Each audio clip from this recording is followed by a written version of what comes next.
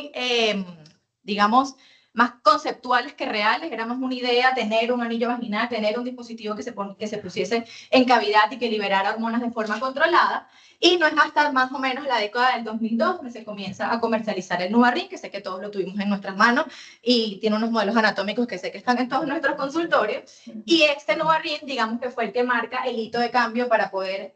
Se hizo accesible el anillo vaginal. Se hizo de venta en la farmacia, se hizo de venta al usuario, y yo siempre digo que el anillo es como la copa menstrual. No tengo una paciente que haya ido a la copa menstrual y haya regresado a las toallas sanitarias, no tengo una paciente que haya ido al anillo y se haya regresado a otro método anticonceptivo. Entonces esto, digamos que fue un hito en la innovación de tener un método anticonceptivo que le permitiese a la mujer tener los beneficios del estrógeno y la progesterona, de los anticonceptivos combinados, tener la libertad de no tener que tomar una píldora todos los días a cierta hora, permitirse poder olvidar que tiene un método anticonceptivo y que simplemente dependa de ella para la colocación y el retiro cada 3 semanas. A partir del 2018 se comenzaron a generar nuevas tecnologías. Nosotros no lo tenemos disponible en el mercado, pero afuera hay anillos que tienen 1 año de duración. La paciente puede durar 1 año con el anillo puesto, lo retira cada cierto tiempo y el anillo realmente tiene bastante buena adherencia. Sin embargo, todavía no es muy costoso y todavía no es comercializable, digamos, para nosotros. El anillo es simplemente un anillo de derivados de acetato que va a actuar como una barrera de difusión física de nuestros 2 fármacos anticonceptivos. Básicamente va a tener en el medio del anillo un reservorio de estas hormonas, y básicamente lo que va a hacer es que va a liberar todos los días una cantidad hormonal que va a ser absorbida por el canal vaginal. Y esto aquí nos reduce sustancialmente la dosis anticonceptiva que tiene que ser liberada, porque aquí vamos a ver cómo, ahorita lo vamos a comentar, porque es bastante, los efectos secundarios se disminuyen bastante. Es un anticonceptivo de liberación hormonal controlada. Él se coloca o se debe colocar el primer día de la menstruación, máximo de 2 a 5 días del inicio de la menstruación, teniendo en cuenta que si se coloca entre el día 2 y el 5, la paciente debería utilizar un método de barrera por los próximos 7 días, si no es el primer día de la regla. Permanece 3 semanas en cavidad vaginal, se retira, se bota. Es importante que le digamos a la paciente que el anillo se retira y se bota, porque las pacientes piensan que el anillo se reutiliza. O sea, como que el chip está en que este anillo es para siempre, pues yo me lo compré para toda la vida, como la copa menstrual. El anillo se descarta y luego, en 3 semanas, justamente se administra un anillo nuevo. Mecanismo de acción del anillo, el mismo mecanismo de una píldora anticonceptiva combinada. Básicamente vamos a tener inhibición de la ovulación como factor o como eje principal de la fisiopatología, de la farmacocinética y farmacodinamia del anillo. Vamos a alterar la consistencia del moco cervical para generar que se espese y por lo tanto impedir el paso de los espermatozoides, y vamos a generar una modificación endometrial gracias al estradiol que va a estabilizar ese endometrio para que la paciente tenga un sangrado regularizado como todos cuando consumimos anticonceptivos combinados. La ventaja de tener un anillo vaginal es que vamos a tener los mismos efectos que con los anticonceptivos combinados, pero no vamos a saltar el primer paso hepático. Ese paso hepático que nos generaba que tuviésemos un anticonceptivo de mayor dosis para aumentar la biodisponibilidad, para que cuando se quedara con menos de la mitad de la carga anticonceptiva pudiera generar el efecto que queremos, que es pues, evitar la concepción. Y esto básicamente va a pasar por difusión al epitelio vaginal, plexo venoso vaginal, ilíacas internas, vena cava inferior, y ahí en la vena cava inferior pues hace su estallido a la circulación sistémica y efectivamente va a llegar al hígado, efectivamente va a tener excreción allí, pero va a ser después de que ocurra la biodisponibilidad del medicamento, y esto nos reduce el pico anticonceptivo de las primeras 2-4 horas después de que la paciente ingiere una píldora anticonceptiva, que puede generar náuseas, que puede generar malestar estomacal, que puede generar algún otro efecto secundario, sobre todo desde el punto de vista gastrointestinal, y va mucho mejor pues tolerado. Esto hace que nosotros liberemos, desde que colocamos el anillo, aproximadamente 15 picogramos de etinilestradiol, que va a ser una dosis diaria significativamente menor a lo que nos genera una píldora anticonceptiva oral. Y fíjense que el pico en las primeras 2 horas post ingesta de píldora es un pico bastante elevado, mientras que con el anillo vaginal la curva se mantiene pues de forma lineal sin causar pues picos en el momento de la absorción. Si nosotros tuviéramos que poner en una balanza la vía oral y la vía vaginal, tener en cuenta que la vía oral va a pasar por el tracto gastrointestinal, tiene este primer paso hepático porque pasa por la vena porta, y este primer paso hace que tengamos que tener más medicamentos, lo que hace que genere mayores efectos secundarios, al contrario de lo que lo va a hacer la vía pues, vaginal. Si nosotros tuviésemos picos séricos diarios de la píldora, nosotros tenemos pues su farmacocinética de su pico de 24 horas, y por eso tenemos que tomarla todos los días a la misma hora para que pueda pues hacer el efecto que queremos.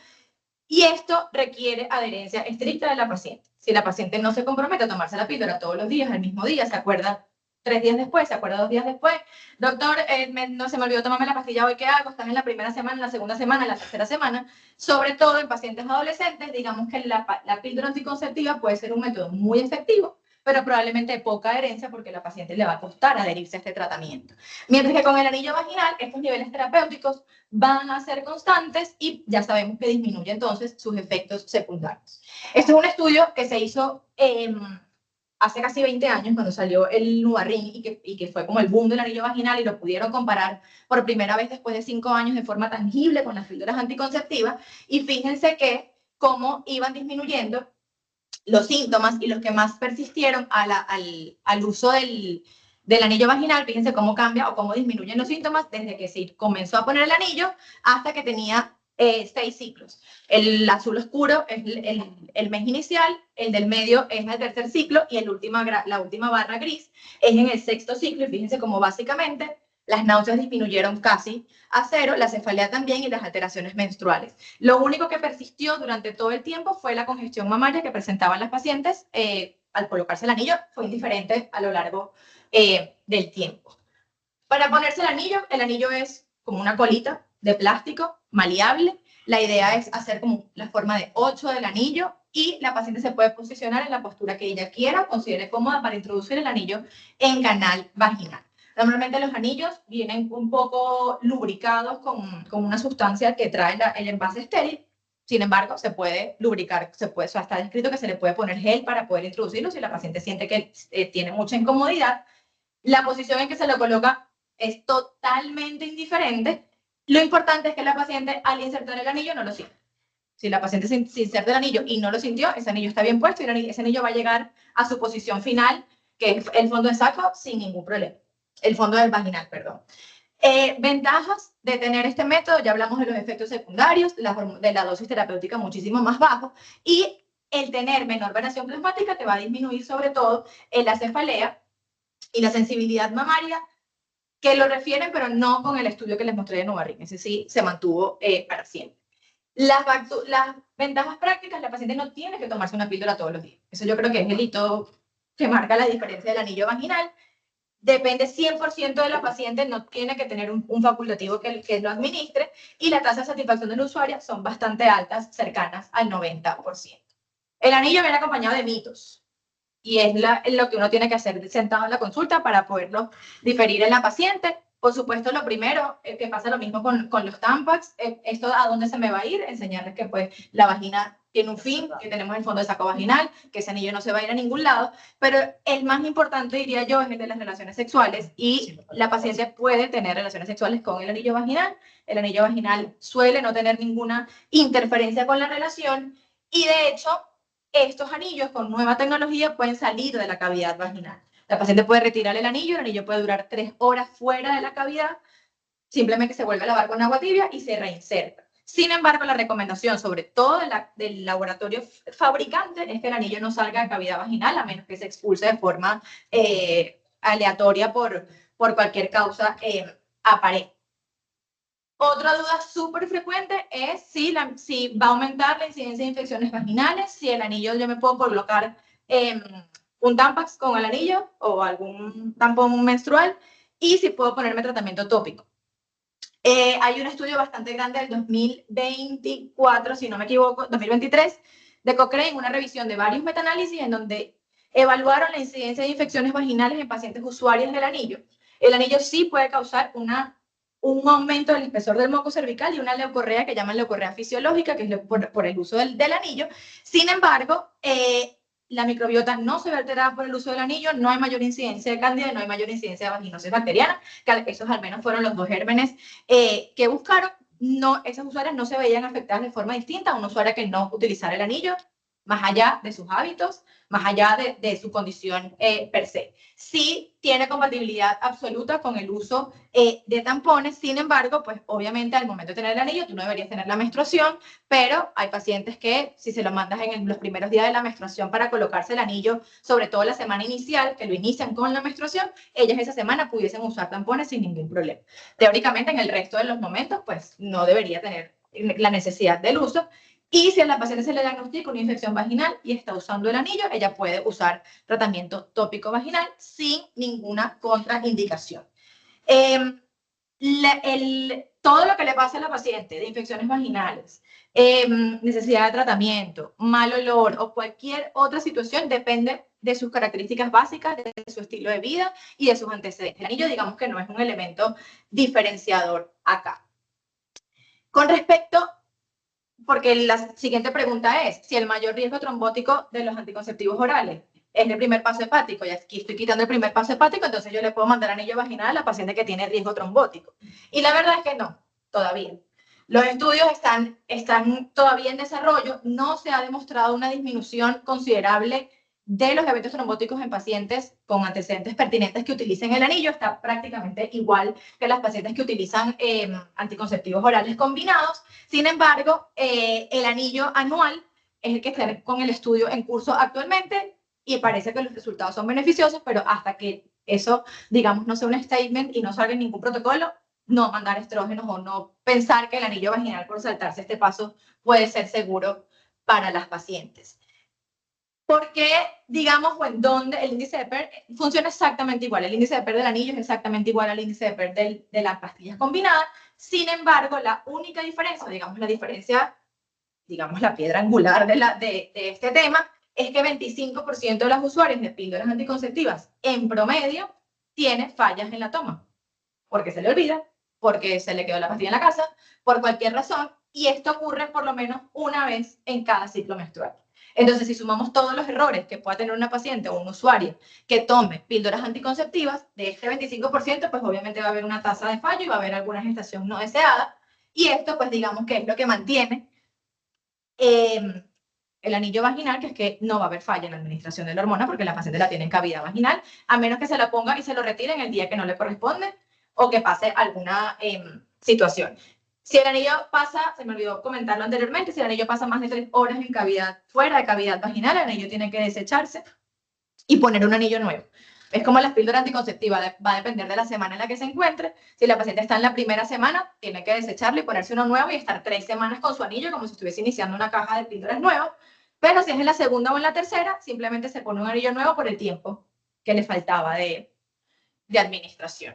Ya para concluir, el anillo vaginal, digamos que es una de las estrategias o es uno de los elementos que sugieren estas estrategias de autonomía y de autocuidado para que la mujer pues sea completamente independiente del personal de salud y que pueda tener acceso al anticonceptivo que quiera mientras pueda hacer pues su vida sin ninguna complicación. Representa un sistema que tiene comodidad en la usuaria y que es bastante, pues, digamos, generoso con los estilos de vida actuales y tiene baja carga hormonal, y ya hablamos de la fisiopatología. Básicamente funciona exactamente igual que otro método anticonceptivo bien usado, pero digamos que aquí dependemos un poquito menos de la usuaria y mitigamos un poquito esa causa. Las consideraciones locales, digamos que el principal desventaja del anillo es la autoexploración. Pasa exactamente lo mismo que con la copa. La paciente no quiere usar la copa porque la paciente no quiere introducir los dedos en la vagina para ponerse una copa menstrual y retirarlo. Pasa exactamente lo mismo con el anillo. Como no, yo cómo me voy a meter los dedos para ponerme un anillo vaginal. Y parte de esa, digamos, resistencia de la paciente es eso. Si este flujo vaginal aumenta, o esta leucorrea fisiológica aumenta de forma desproporcionada y no corresponde a ningún ente infeccioso, sino es simplemente producción de mayor leucorrea por el anticonceptivo y es incómodo para la paciente, pues obviamente tiene indicación de retirarlo. Y la sensación inicial de cuerpo extraño, si persiste, no es retirarlo, sino reposicionar, porque básicamente el anillo está mal puesto. Ya sabemos que no la vamos a mandar en pacientes con eventos trombóticos. Hay estudios que no son concluyentes y por eso no los traje, que con migraña con aura o migrañas dependientes de la menstruación, la paciente, a pesar de tener el anillo, las puede presentar, aunque la liberación sea menor y aunque la liberación sea menos sistémica que con las píldoras anticonceptivas, para tomarlo en cuenta. Y básicamente las mismas grandes de los anticonceptivos combinados, hipertensión no controlada, mujeres fumadoras, y no recomendadas en posparto inmediato, menor a 3 semanas por el efecto de los estrógenos que conocemos, pero sí es una de las primeras líneas en anticoncepción post-eventos tétricos, sobre todo de abortos o embarazos menores a las 8 semanas. La paciente puede tener sin ningún problema la colocación del anillo, o por supuesto pacientes que no vayan a amamantar y que puedan tener sus estrógenos sin ningún problema. Ahora sí, para finalizar, saber que la anticoncepción es un derecho humano porque pertenece o es uno de los derechos sexuales y reproductivos más importantes, y depende de nosotros como personal de salud garantizar la elección de este método. Es una innovación práctica que minimiza nuestros errores como mujeres de la vida actual que estamos bastante ocupadas. Nosotros tenemos aquí un valor de aconsejar a la paciente y ofrecerle el mejor método que cumple sus criterios de elegibilidad y que sea seguro para ella, que es lo más importante. Y digamos que el anillo presenta los beneficios de la anticoncepción combinada con una reducción de sus efectos secundarios. Entonces, digamos que puede ser una muy buena opción. Ya para retirarme, esta es una imagen muy bonita que quería traerles. Este no es un anillo vaginal, es una copa vaginal, pero nosotros enseñamos, yo trabajo con comunidades indígenas y enseñamos a las mujeres a utilizar copa menstrual, porque si bien esto es parte de la transculturización y esto pudiese pensar, o digamos que pudiésemos verlo como mal en un inicio, estas son mujeres que lamentablemente ya están transculturizadas, tienen que salir a trabajar, caminar largas distancias, no hay toallas sanitarias, no hay papeleras, no pasa el aseo, y la copa menstrual les permite a ellas salir a trabajar con el periodo, cosa que no les permitía hace 3 meses porque no podían salir de su casa porque no tenían toalla sanitaria. Y lo mismo pasa con el anillo, lo mismo pasa con cualquier método anticonceptivo que sea innovador. Replicar la información, educar de igual a igual, de mujer a mujer, los que son hombres, pues tratar de sensibilizarse y empatizarse lo más que podamos. Yo creo que es la clave para que podamos tener seguridad de la paciente y empatía con ellas. Así que bueno, muchísimas gracias.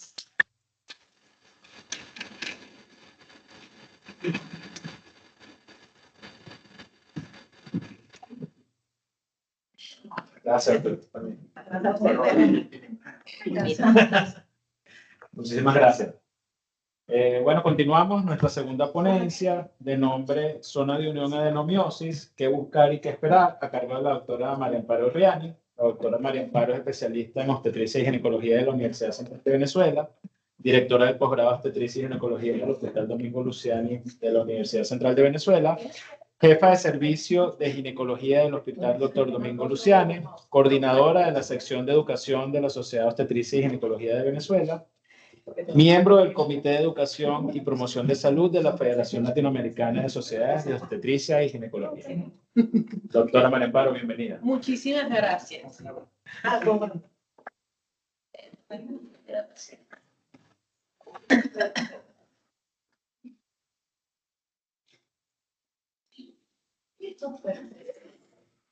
Por aquí, déjame practicar aquí. Perfecto. Bueno, definitivamente, gracias, por cierto, por la invitación y gracias a ustedes por venir. Definitivamente, los métodos anticonceptivos hormonales han sido lo máximo, no solamente para las mujeres, porque es que el beneficio no solamente para las mujeres, es para la humanidad. Y esto ha sido una maravilla. Estefanía lo manejó muy bien de forma como anticoncepción, el derecho que tenemos las mujeres a la anticoncepción, pero recordemos que no es lo único, porque es que no solamente lo utilizamos como método anticonceptivo, los anticonceptivos o los métodos hormonales son maravillosos para el control de otro tipo de patologías, como lo son las que son parte de los sangrados uterinos anormales. Y precisamente de esto quiero hablarles de algo un tanto novedoso y quizás estaba como sonando mucho, que es la zona de unión y la adenomiosis. ¿Qué buscamos y qué esperamos? Antes de empezar, yo quisiera que ustedes vieran fijamente esta imagen y se imaginaran cada uno de ustedes que va a ser un reporte con esta imagen. ¿Ustedes ven? Se encontraron con esto, la paciente, ustedes encontraron este útero y ustedes van a reportarlo. Yo quiero que ustedes se tomen unos segundos para imaginar cómo sería ese reporte que ustedes están haciendo. únicamente del útero. Obviamente no voy a hacer énfasis ni voy a enfocarme en ovarios, pero yo quiero que ustedes vean eso y vayan redactando su informe y me lo dejan por ahí guardado. ¿Sí lo fijaron? Buenísimo. Seguimos entonces. Antes de seguir, quiero dar unas pequeñas definiciones que yo estoy segura que todos las manejamos, pero vamos a recordarlo. Uno de ellos es la zona de unión, que es la zona de unión que de tanto se ha hablado. Quiero recordarles que también lo van a encontrar como esa unión miometrio-endometrial. A mí particularmente me gusta llamarlo mejor zona de unión, inclusive muchas veces uno para reducir el tiempo que no tenemos colocamos ZU únicamente, ¿ok? Pero es válido llamarlo de las dos maneras. Y ETA lo hace de una manera, MUSA lo hace de la otra, es válido cualquiera de las dos. Entonces la zona de unión es un área subendometrial en el miometrio, ¿ok? Es como un limbo, un espacio que está justamente entre el endometrio y el miometrio, que anteriormente no le dábamos mucha importancia, pero que hemos visto que como poco a poco hemos venido descubriendo ciertas cosas y ciertas patologías que definitivamente van a cambiar nuestra visión como ginecobstetras a partir de los diagnósticos que se hacen en esta zona. La adenomiosis, a pesar de que se ha dicho últimamente que la adenomiosis no tiene prácticamente nada que ver con endometriosis, sí se sabe hoy en día que la adenomiosis es una bandera roja al momento de hacer un diagnóstico de endometriosis. Entonces, tengamos siempre presente que donde nosotros hagamos un diagnóstico de adenomiosis, mosca, que puede haber por allí una endometriosis que no hemos diagnosticado, ¿ok? Entonces, la adenomiosis no es más que un trastorno uterino benigno que se caracteriza por invasión tisular. Histológicamente es la presencia de glándulas endometriales y estromas dentro del miometrio, rodeados por células musculares lisas hiperplásicas. Ahora, ¿cuál es esta evolución en histología de la zona de unión? Ay, sí, eso viene sonando desde hace 3 días para acá. Pues no, está descrito hace muchísimos años. En 1898 fue descrito como una entidad separada, perteneciente al útero, pero como un órgano aparte, y le llamaban arqueometrio, fue descrita con ese nombre. En 1980 la empezaron a ver y a describir por resonancias magnéticas. Entonces, por resonancias claramente visibles, estamos hablando de que los años 80, ¿cómo era la ecografía? La ecografía ni siquiera era lo que tenemos hoy en día. Hoy prácticamente tenemos unos resonadores como ultrasonido de aquella época. Así que en 1992 es cuando empieza a llamarse zona de unión y empiezan a describirse ecográficamente como un ente aparte. ¿Dónde está ubicado? Ya les comentamos, corresponde al tercio interno del miometrio en contacto directo con el endometrio, y la estructura celular son células musculares lisas estrechamente entrelazadas y paralelas a estas glándulas endometriales. Hago énfasis en la parte histológica porque nosotros debemos conocer, debemos saber qué es lo que nosotros estamos viendo para poder interpretar las imágenes al momento de hacer el ultrasonido.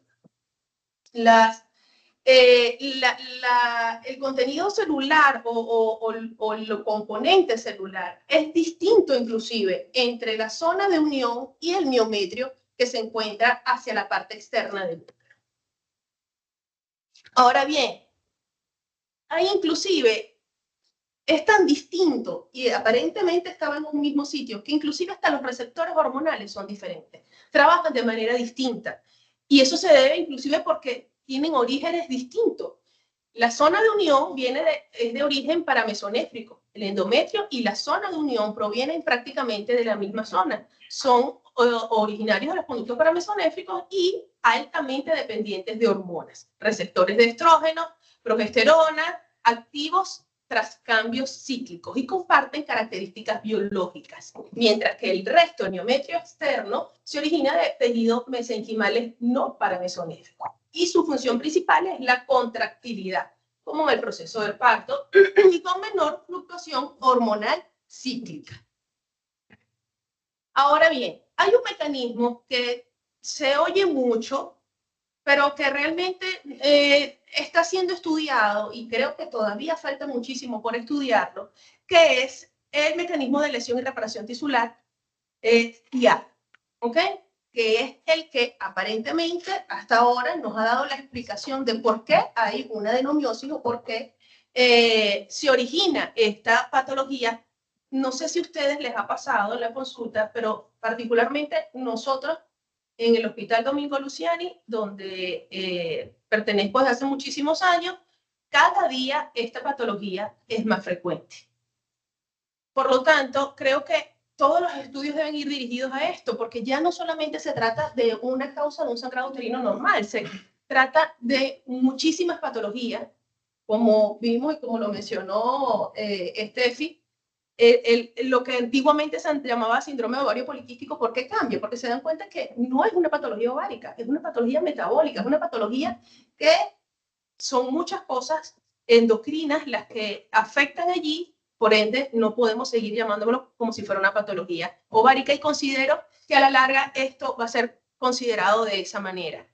¿Qué tenemos? Pacientes que producen mucho estrógeno, pacientes con obesidad, pacientes con alteraciones del metabolismo de los carbohidratos, producen un ciclo en donde se va a ver aumentada el peristaltismo de esta zona. Que el útero es así, el útero es un órgano dinámico, el útero no es un órgano que no se mueve y es como la imagen que vimos al principio, un útero fijo y ya.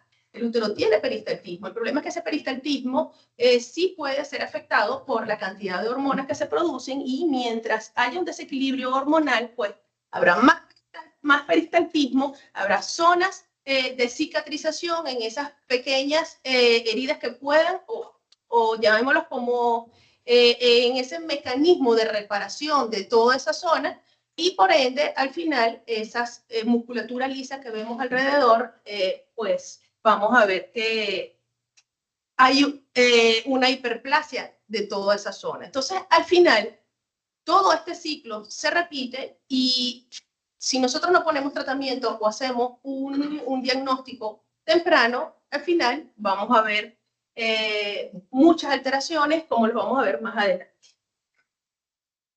Ahora, no sé si ustedes recuerdan, pero en mi época, hace unos cuantos años atrás, los diagnósticos de adenomiosis no existían. De hecho, nosotros nos decían que los diagnósticos se hacían histopatológicamente. O sea, había que hacer la esterectomía a la paciente para nosotros poder decir, ahora sí puedes decir que eso era una adenomiosis. Pero antes, ¿cómo la llamábamos? Fibromiomatosis difusa. No sé si ustedes se acuerdan. Antes todo era una fibromiomatosis difusa. Pero yo me acuerdo que siendo inclusive residente, yo decía, pero ¿por qué unos úteros, siendo una fibromatosis difusa, son como unas cholas, como un foami? Igualito, ustedes no lo trataban y era como un foami. En cambio, había otras fibromiomatosis que eran duras. Entonces, siempre existió, y yo pienso que esto mismo fue lo que llevó a que más adelante dijeran, esto no es lo mismo. Y a pesar de que hay mucho tejido fibrótico hay mucho tejido glandular. Y entonces esto es lo que está haciendo, esto es distinto, son entes distintos. Y es lo que conocemos hoy en día como una adenomiosis. Ahora sí podemos hacer el diagnóstico ecográficamente. ¿Ok? Entonces, ¿qué sería lo ideal? Hacer una ecografía 2D, 3D para hacer el diagnóstico. Ya vamos a hablar un poquito acerca de eso. Aquí un poquito más de la fisiopatología, de cómo se produce la invasión endometrial. Hablamos de cuando hay pacientes con un desajuste hormonal, aumento estrogénico, inclusive cuando hay resistencia a la insulina. Esto puede hacer que haya un aumento del peristaltismo, se producen pequeñas cicatrices en esa lesión, esas pequeñas cicatrices se reparan, pero ese ciclo puede aumentar, y al final vamos a tener esto que vemos aquí, que son glándulas dentro del miometrio que no tienen por qué estar. ¿Ok? Ahora bien, entre las ecografías, ahorita sabemos que es relativamente fácil hacer el diagnóstico ecográfico con ecos normales, 2D, que la gran mayoría de nosotros manejan muy bien. Sin embargo, hacer un eco, una ecografía 3D, ver una imagen volumétrica como que tenemos aquí, donde vemos un corte coronal de un útero, es lo máximo para poder hacer el diagnóstico, y ya en breves momentos les voy a explicar por qué. Ahora bien, esto es un trabajito rápidamente que les traje a colación porque empezaron a comparar el ultrasonido con el diagnóstico con resonadores, con resonancia magnética. Por supuesto, hace 20, 30 años atrás. Uno cree que 20 años es en 1980 y 20 años son los 2000. 30, 40 años atrás. Sí, eso les pasa, estoy segura. Lo cierto es que hace unos años atrás, cuando se hacían las resonancias, evidentemente no había comparación. Las imágenes de ultrasonido, como les dije anteriormente, no era lo mismo. Pero cada vez, a medida que fueron mejorando las imágenes, se dieron cuenta que la sensibilidad y la especificidad de uno con respecto al otro, al momento de hacer un diagnóstico de adenomiosis, es casi la misma. Siempre quizás la resonancia va a ser un poco mejor, un poquito más específica, pero ¿vale la pena enviar a resonancia magnética a una paciente? Conllevando todos los costos que lleva, por supuesto, la resonancia magnética, no vale la pena. Por lo tanto, el ultrasonido hoy en día es el gol estándar para nosotros hacer diagnósticos de adenomiosis con las pacientes. Fíjense esto. Allá tienen una imagen de una ecografía normal y aquí tienen una paciente con la imagen de una resonancia. Yo quiero que ustedes se fijen ahora en esto y vean la diferencia y observen cómo se ve la zona de unión en uno y cómo se ve la zona de unión con el otro. ¿Sí observan la diferencia? Ok, toda esa zona que es distinta al resto del miometrio, es la que nosotros llamamos zona de unión. Esta es otra imagen similar, volvemos a lo mismo. Ajá. Volvemos a lo mismo, ecografía, resonancia magnética,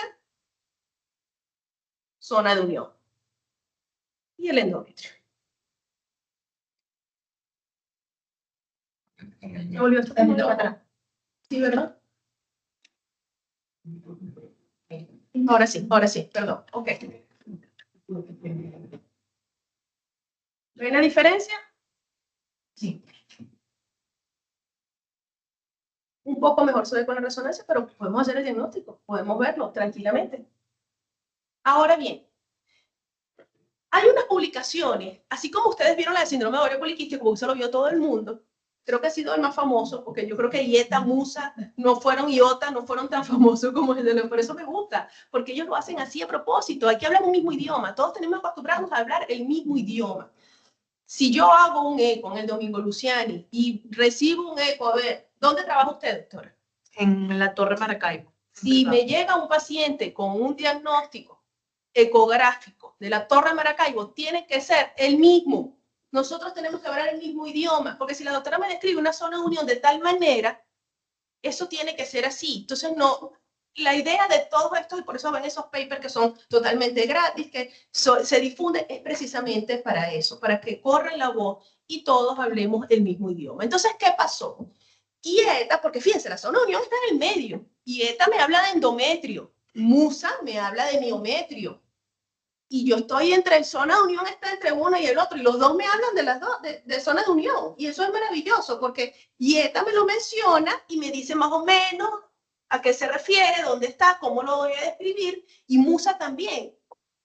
Entonces, ¿qué me dicen ellos? Y lo bueno es que prácticamente se ponen de acuerdo y hablan el mismo idioma. Entonces, ¿qué voy a hacer? Cuando yo veo la zona de unión, yo tengo que describir, primero que nada, si esa zona es regular o no. ¿La estoy viendo? ¿Es regular? Perfecto. Vamos a describirla entonces como una zona regular. ¿Es irregular? Pero está completa. Yo la veo irregular, pero está completa. Sí, está un poquito alterada, pero la veo en su totalidad. O está interrumpida. Esa interrupción puede ser por varias cosas. Puede ser porque no veo bien, porque es un útero muy heterogéneo, porque hay un mioma, porque hay un adenomioma. Entonces, debo reportar cómo está esa zona de unión. Y en otras ocasiones, pues, no se ve, no la puedo ver.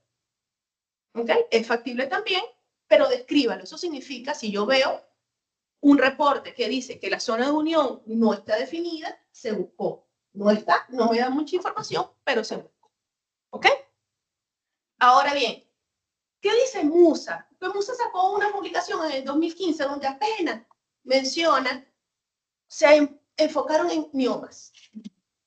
Hablan más que todo de leiomioma, pero de adenomiosis, fíjense que hablan como muy, no es sino hasta el 2022 que dijeron, bueno, vamos a hacer un estudio de esto y vamos a ponernos de acuerdo, porque adenomiosis no está muy claro. Ese del 2022 es magnífico porque ahí sí me dicen claramente cuáles son las características directas y cuáles son las características indirectas para yo poder definir qué es o si estoy diagnosticando o no una adenomiosis. ¿Ok? ¿Qué son las características directas? Unos quistes, que vamos a ver ahorita en unas imágenes, islas hiperecogénicas y líneas y brotes subendometriales ecogénicas. Ya los vamos a ver también. Y las indirectas, que muchas veces reconocemos la adenomiosis más fácilmente por las indirectas que por las mismas directas, que son un engrosamiento asimétrico, son esos úteros globosos que vemos una pared más gruesa que la otra, simetría. Un sombreado en abanico, que yo a mis residentes les he hecho broma, yo les digo, no, yo soy romántica, yo digo sombras de, yo digo, ¿cómo es? Lluvia de bosque. Yo les llamo lluvia de bosque, que también está descrito como una lluvia de bosque. De bosque. Ya lo van a ver, sí. Pero en realidad Musa lo habla como sombra en abanico. Es un útero globular, como les dije anteriormente, una vascularidad translesional. Es importante que hagamos la diferencia entre adenomioma y leiomiomas. ¿Ok? Un adenomioma, nosotros vamos a ver cómo hay vascularidad adentro. Y además de eso, los haces del ecógrafo lo vamos a ver a través. Y es que me da esa sensación como de esas sombras en abanico. Mientras que en los miomas no, los miomas son completamente redondos, tienen su cápsula, la sombra es diferente y por lo general vamos a encontrar es una vascularización periférica y redondeada, se ve clarito. Mientras que la adenomioma no, la adenomioma es mal definido. Cuando ustedes vean, parece un mioma, pero no le veo la forma y me cuesta medirlo, sospechen. Esto es un adenoma. Y la zona de unión irregular, que a pesar de que hice mucho hincapié, es una característica indirecta, y la zona de unión interrumpida. ¿Okay? Ahora bien, ¿cómo se ven estos quistes miometriales? Yo estoy segura que ustedes han visto esto. En muchos pacientes se ven los quistecitos en el miometrio, por lo general cercanos a la zona de unión, aunque no siempre es así. Las características, las islas hiperecogénicas también son muy comunes y es una característica directa también. Las líneas y estos brotes son como pequeñas ramas que salen y muy cerca siempre del endometrio. Hiperecogénicas también por lo general. En cuanto a las indirectas, yo estoy segura que ustedes han visto estos úteros típicos globosos, que también es una característica indirecta, y con las paredes totalmente asimétricas. Como les comentaba anteriormente, el sombreado en abanico, la vascularidad translesional. Y esto es una imagen, lo que les comentaba, las imágenes en 2D son las que usamos la mayoría de las veces, es válido y podemos hacer diagnóstico tranquilamente, pero tener una imagen volumétrica de un corte coronal de un útero es lo mejor. Esto es lo máximo. Y de hecho, fíjense, esto es una imagen de nuestro hospital y observen toda esta área alrededor del útero. Esta es nuestra zona de unión. Yo aquí no voy a hacer mucho hincapié, pero la zona de unión hoy en día tiene tanta... tiene mucho que ver con la parte de fertilidad. Y de hecho, quienes hacen fertilidad saben que esto inclusive es necesario medirlo. Y hasta con resonancia magnética, sobre todo cuando se hacen procedimientos de fertilización in vitro avanzados. Pero este no es el tema, solamente quiero que sepan que así de importante es la zona de unión y es necesario estudiarlo y conocer. Aquí les traje otras imágenes. No voy a hacer tanto hincapié, pero observen cómo podemos verlo. La mejor forma es practicar. ¿Ustedes se acuerdan cuando sacábamos estos úteros y decíamos que esto es raro? Así lo que les decía ahorita, es como aguado, como un foamy, tal cual eran los úteros de aspecto, son los úteros de aspecto globosos.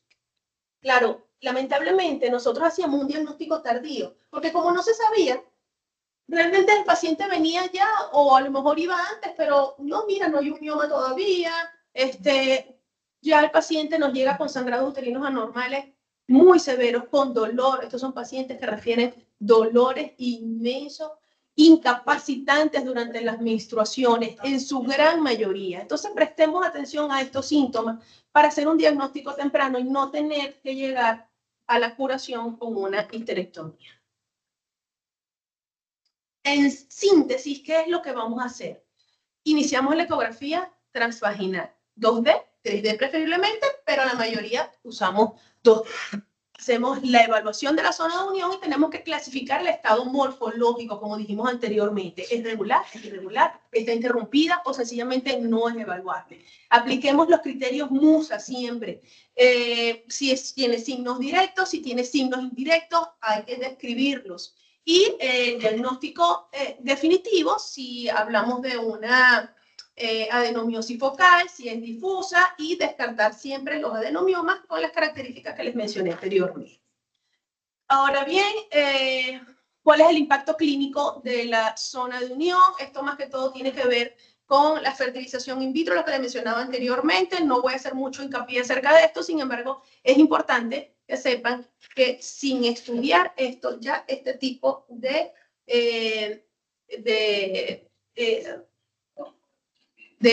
estos estudios o estas fertilizaciones no se hacen si no conocemos bien cuál es el estado real de la paciente. A ver, y vamos más allá, vamos más allá. Estamos en pañales, todavía no hemos estudiado a ciencia cierta el 100% de todas las implicaciones que puede tener las alteraciones que vemos en la zona de unión, pero estamos hablando ya que tiene que ver con preeclampsia, con RCIU, con parto prematuro, RPM, mala posición placentaria y desprendimiento prematuro de placenta, sencillamente por tener alteraciones en la zona de unión. Por eso les digo, esto pica y se extiende. Los invito inclusive a hacer la comparación, a ver los pacientes obstétricos que tengan con estas patologías y a verificar si tenían alguna alteración previa, no solamente en la zona de unión, sino diagnósticos que no se hicieron a tiempo de adenomiosis. Un poco más de lo mismo. Recuerden, el origen siempre son orígenes distintos, las dos partes del útero. Utilizar siempre la evidencia que nos muestra MUSA. ¿Y cuál es el impacto? Pues la receptividad endometrial alterada, hay un fallo de remodelación de las arterias espirales, infertilidad y complicaciones obstétricas. Esto no va solamente con la descripción y diagnóstico de la adenomiosis o del sangrado uterino normal o dolor pélvico que tenga la paciente en ese momento. Quiero que vean esta imagen. Esto es una paciente que nos llegó al hospital. Por supuesto, se hace un poquito difícil el diagnóstico. Ella tiene, si observan bien, una cesárea anterior, una o dos cesáreas anteriores con ismocele. Sin embargo, vean ese miometrio. Es un miometrio totalmente heterogéneo que se hace difícil evaluar dónde termina el endometrio y dónde empieza el miometrio. Fíjense que tenemos quistes, a pesar de que no es un útero tan globoso como otros que vemos típicos. Pero muy probablemente esta paciente, al hacer una histerectomía, vamos a encontrar con que tiene una adenomiosis. El diagnóstico preciso comienza en la interfaz. Reemplazar la subjetividad visual por los criterios morfológicos estandarizados, por favor. Lo que les decía anteriormente, hablemos el mismo idioma. Utilicemos MUSA para poder describir todos los hallazgos que nosotros veamos. Priorizar la ecografía en 3D en lo posible, en un plano coronal, considerar las pacientes con hiperplasia o interrupción de la zona de unión de alto riesgo para tratamientos de fertilidad y complicaciones obstétricas. La zona de unión no es solo un límite anatómico, es un biomarcador no invasivo muy importante para la salud de reproducción, la salud reproductiva y obstétrica de la mujer. Y veámoslo de esa manera, enfoquémoslo de esa manera. Como conclusiones y direcciones futuras, el estándar de oro, recuerden que es la ecografía, eso es indiscutible. Foco en diagnóstico directo, ya no tenemos que hacer un diagnóstico histológico, por favor hagamos los diagnósticos ecográficos previos a llevar al paciente a mesa operatoria. Y la zona de unión, como les comentaba anteriormente, es una frontera de investigación, falta muchísimo por investigar, falta muchísimo por nosotros saber hasta dónde llegan las implicaciones por las alteraciones de una pequeña zona que hasta hace nada no le dábamos ni siquiera importancia al momento de hacer ecografía. quiero que vean esta imagen otra vez, a ver si se acuerdan. Yo quiero saber si ustedes mentalmente que tienen ese reporte, que lo están haciendo, es distinto ahorita a cuando ustedes vieron la imagen, la primera imagen que les mostré. ¿Es distinto? Levanten la mano a quien le parece que es distinto en este momento a la primera imagen. Claro, sí, ya lo veo. Tratar los vídeos y los pasos. Es distinto, lo vemos distinto. Al ver que ustedes ven esto de manera distinta a la anterior, yo me siento complacida porque llegamos, el objetivo se cumplió. Muchísimas gracias.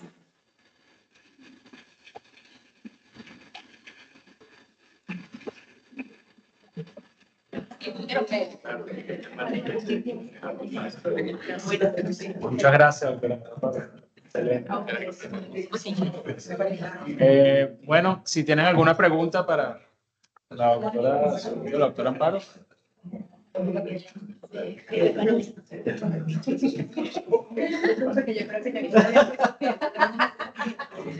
¿Alguna pregunta para la doctora Estefanía o la doctora Amparo? Hola. No, pero ¿Gaby?